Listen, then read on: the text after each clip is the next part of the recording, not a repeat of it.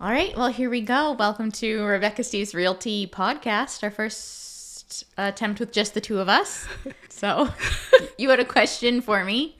About your first showing. Do you remember your first showing? No, I don't know. Like, getting into the house? I have no recollection whatsoever. Do you remember your first showing? Oh, yeah. What was it? It was a townhouse over in Westbrook, and I was terrified that I wasn't going to be able to open the lockbox because the people had no idea that I'd never shown a house before. How did the showing go? Did they buy it? I don't remember. So you only kind of remember your first showing? Kind of remember. What's the worst showing? What's the worst thing that happened? I have a weird thing that happened. Oh. I don't know if it was the worst. What's the weird Remember thing? I was showing that mini home in Wasis, and the guy's dad had come. Gotta love when dads come to the showing. He wanted to look at the air exchanger, and he opened it up. Fine. Then he decided that it was dirty, and he took out the filter and he washed it.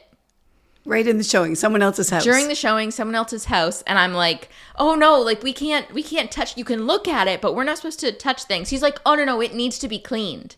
I was like, okay, if we put an offer, we can ask for them to clean it, but we can't clean it during their showing. Anyways, he cleaned it in the sink. Didn't care what I said, and yeah, I was mortified, and then I had to call the other realtor afterwards. I was like, I have the weirdest thing that just happened, and I'm so sorry. They cleaned the showing. They cleaned the air exchanger. Luckily, it was a realtor who's super nice, and I had talked to for advice in the past when I couldn't get Clearly a hold of not me. when I couldn't get a hold of you, and she was like, "Well, that is very weird, but." Thanks. Thanks, I guess. Anyways, they checked and made sure everything was fine. It was just cleaner, but that was memorable. I guess it was. It would have been in my first year, I think. I don't think he ever bought anything. Huh. I don't know what the worst showing. Probably when the cat escaped. I think that's one of the things that you can talk to people about is like doing things with your pets. Get them out of the house. Get them out, like, not even just because, oh, like, people don't want your pets there. You don't want anything to happen to your pets. Right. Especially cats, they're sneaky. They are sneaky. Well, this cat, we opened the door and I saw it coming down the hall. And so I closed the door. It was a screen door, but the cat just like dove at the door and clung to the screen, and the door swung sideways and the cat dropped off and took off. Well, it sounds funny, but like the poor seller wasn't even here. They were away. And so it took 3 days for them to find the cat. You must have felt so bad. I did, but like they never, I don't even know if they even let us, that there was a cat there. Like, that's one of the things too, is when people, have pets that they think, well, that cat's always hiding, or they never come out, or they never walk outside. I mean, those are the ones that get out. Yeah. Marissa should have been here for this one because she had that cat get in her car, remember? No. It was only a few months ago. We'll have to bring it up another time to her. We'll like stitch it into this. Just a side note of Marissa telling the story of the cat climbing into her car. I have a couple, actually. I seem to have a little bit of bad luck sometimes, or maybe it's good luck because animals seem to really like me. In one house in particular, I think this was last summer, I was in a showing and there was a crawl space because it was like a 4-level split. And I was doing a video showing, and I always go into all of the nooks and crannies in a house. I want to show it all. So I'm crawling around in this crawl space, and the cat followed me in. And then the cat scared me, so I then scared the cat when I screamed. And I'm recording this whole thing, so I sent the video to the people afterwards. And I was like, disclaimer, something happened. And anyway, I had to chase the cat out. I wasn't very pleased about that, but it did get out. And the cat in your car? Oh, yes. I forgot about that one. So this was the year before that, I want to say. It wasn't the cat that belonged to the sellers. It was just like a neighborhood cat. And I finished the showing, and there was a cat on the deck, and I thought it belonged to the people, so I let it in the house. And then I called the agent, and I was like, hey, like, their cat was outside, so I let it in. And she was like, they don't have a cat. So then I had to chase the cat out of the house. And I think I was getting something out of my back seat, and the cat jumped into my back seat. And at this point, the people who were showing the house next pulled up.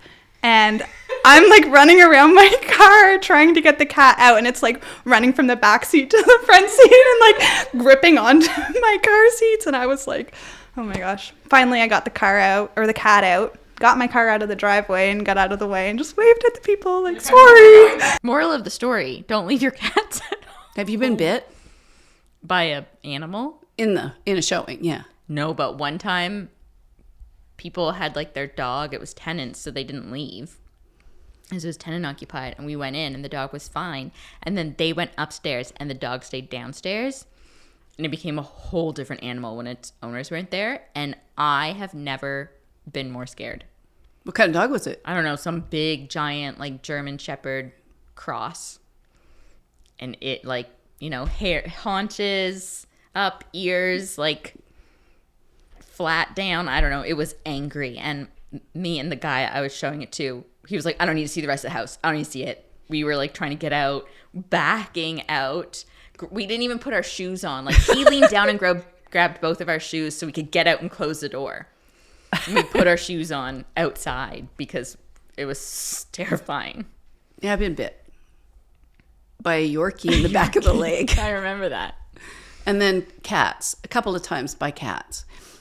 But the Yorkie was at our listing. You were going to our listing to meet them, and the Yorkie bit you. Yep. So, you know, a lot of people think their pets are really, well, they're their pets, right? So they love them, and they behave one way when their owners are there, but they behave a different way. I had a client with a really nice lab, super friendly. I come in to show the house. She's like, oh, you know, Jojo will be there. I only think of Jojo. And, so we go in, and she's on top of the kid's bed, like standing there growling because she's looking after her little master's bedroom. I'm just like, let's go.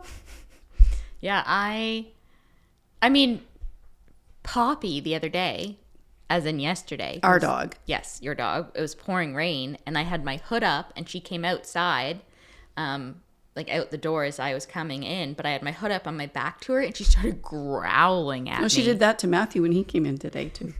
But she didn't even realize it was me. I had to like take my hood down and turn around. I'm like, Poppy. And she was all of a sudden like, oh, it's you? Yeah, and sometimes animals will do like what they call displaced behavior. So like this old dog, on one listing that I had, like the dog was really, I don't know, 10 or something. And it had never had showings at the house before. Strangers coming in when they weren't there, and they left the dog behind, and it chewed off all the railings in their house. Like all across one side of it, just chewed the railings. Yep. Yeah, stressful for the pet, too. Mm-hmm. Take the pet. Take the pets out. Or cage kennel the pet. Kennel them, yeah. Sometimes we've had people, you know, hotel their pets. Yeah. We've done that before. Or drive around with the pet in our car. Oh, yeah, right. Okay, what's the worst, you know, things that you've walked into a showing and go, oh my God, I can't believe they did that. Like the seller, you've got a listing and the seller's done something and you're like, I don't know. Well, I'll give you my example. Give me your example and it'll refresh some memories. So I go into this is one way back when, before I had, you know, the list of things that you do to get your house ready for showings. They cooked fish right before the showing. And it was not good. So I'm like, I open the door to the house. I get there 15 minutes early because I get in to turn the lights on, make sure they've done everything. And I'm just like struck with this smell of fish. And I have like, so I kind of look around their house. They were very like nature lovers. So they had no like scented products or anything. So I just it's summer. So I start flipping the windows open and I run out to my car, and the only thing I've got is in there is Windex. So I just go into the house and I'm just like spraying some random Windex around.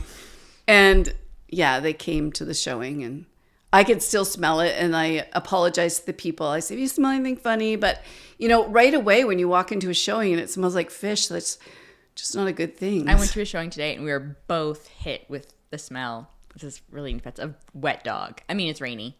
Right. Wet dog as soon as you go in. Because they had a carpet, like a mat. When we got further away from it, at first we thought something was wrong with the house. We got further away from the floor mat. We realized that it was just right there. That's why people should take their mats out. Yeah. Get a fresh mat by the door.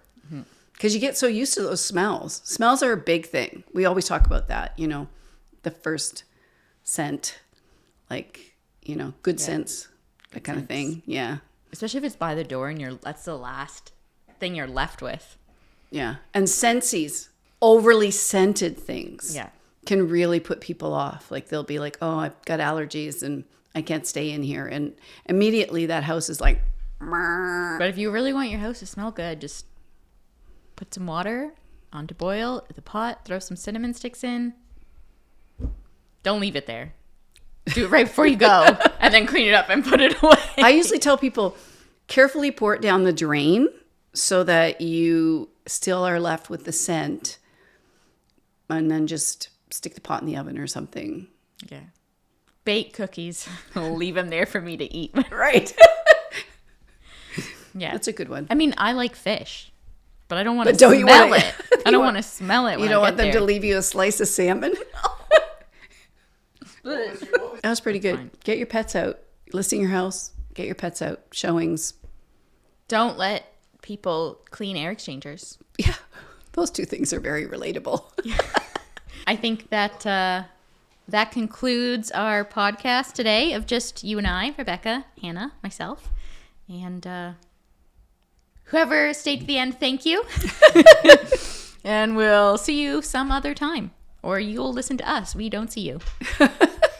Bye.